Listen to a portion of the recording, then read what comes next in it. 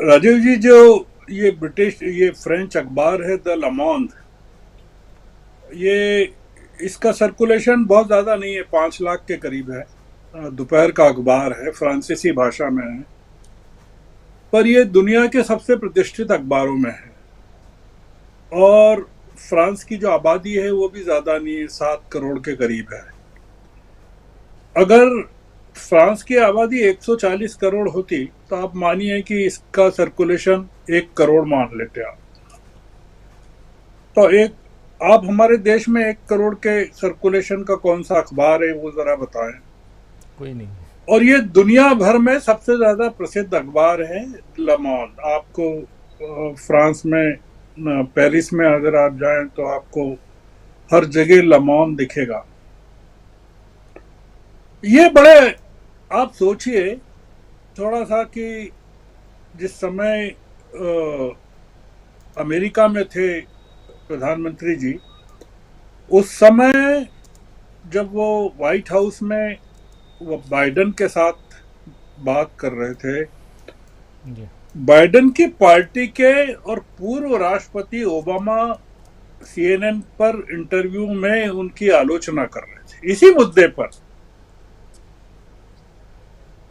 जिस समय प्रधानमंत्री फ्रांस में हैं और बात कर रहे हैं राष्ट्रपति से, मैक्रोन से, यूरोपियन यूनियन उनके खिलाफ प्रस्ताव पास कर दी।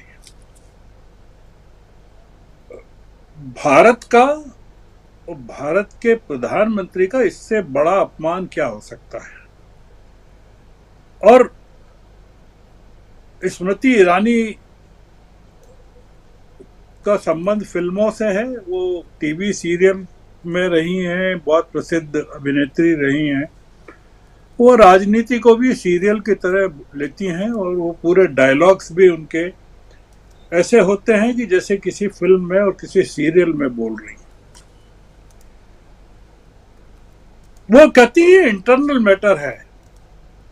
उनसे पूछना चाहिए कि जब भारत का प्रधानमंत्री ह्यूस्टन में 50,000 लोगों की रैली में, जिसमें अधिकतर भारतीय हैं, जब कहता है कि अब की बार फिर ट्रंप सरकार,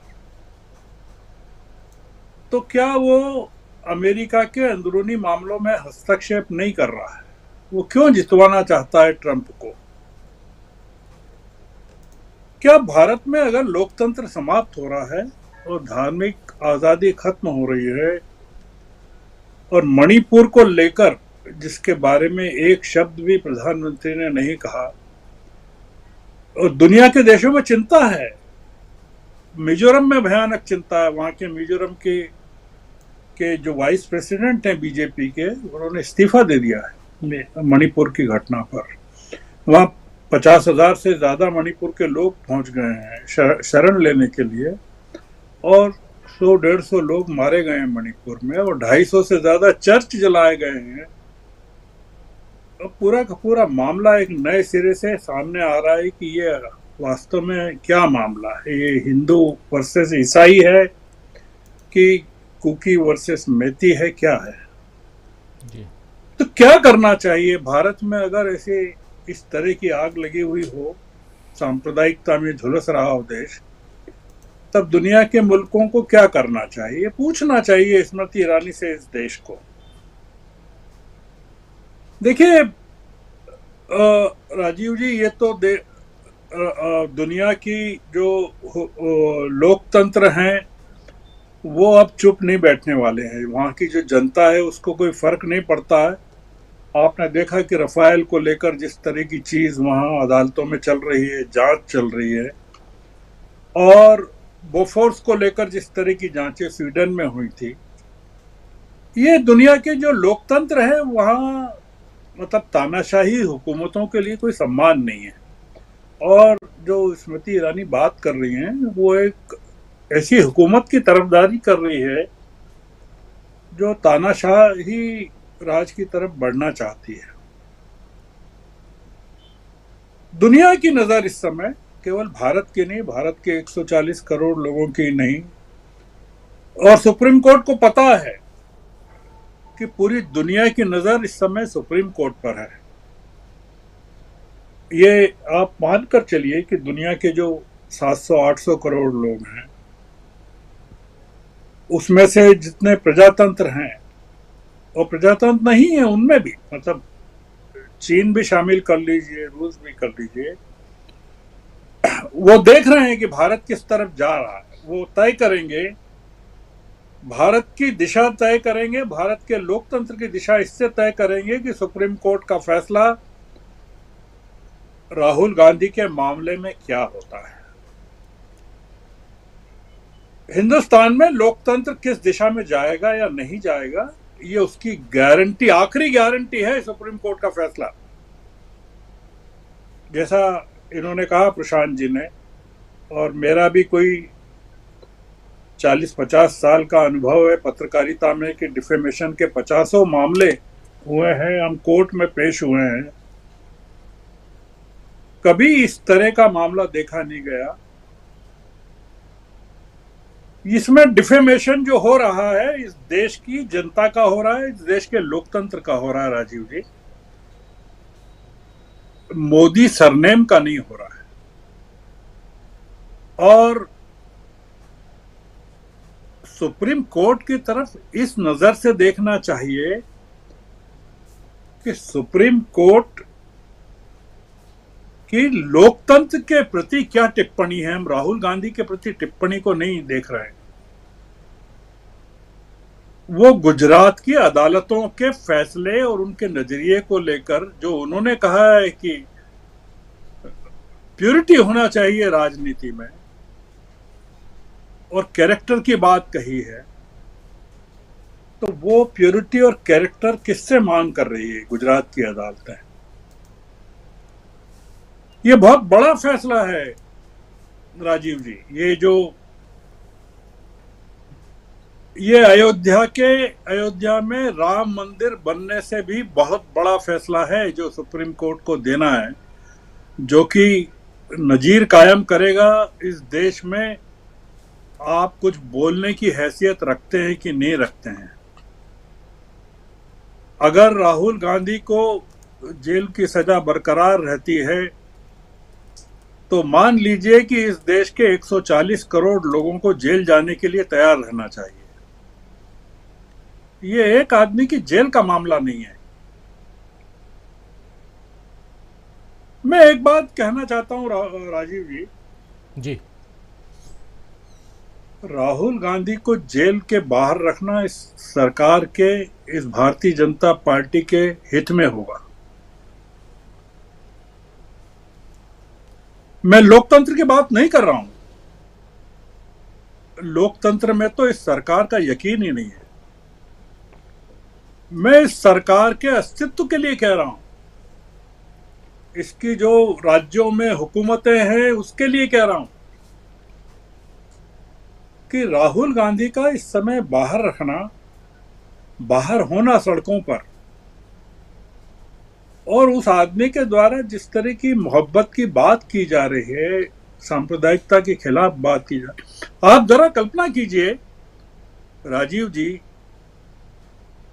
ये रविकांत जी बैठे हैं, ये बताएंगे, पसमानदा मुसलमानों के दिल जीतने के लिए स्नेह यात्रा की जा रही है भारतीय जनता पार्टी के द्वारा।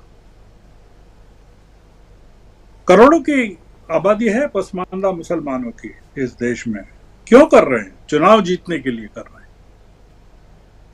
वो जो सड़कों पर मॉब लिंचिंग में मारे गए थे, गोमांस की तस्करी में मारे गए थे, रेल के डिब्बों में जिन पर हमले हुए थे, जानवरों को ले जाते समय जिनको मारा गया था, वो लोग कौन थे? वो गरीब मुसलमान था।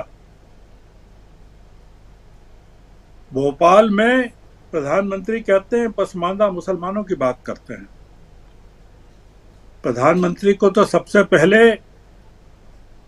उन लोगों के परिवारों से माफी मांगनी चाहिए जिन लोगों के बच्चों को मारा गया, जिन लोगों के परिवारजनों को मारा गया है। एक शब्द नहीं निकला है भर्त्सना का प्रधानमंत्री के मुंह से आज तक।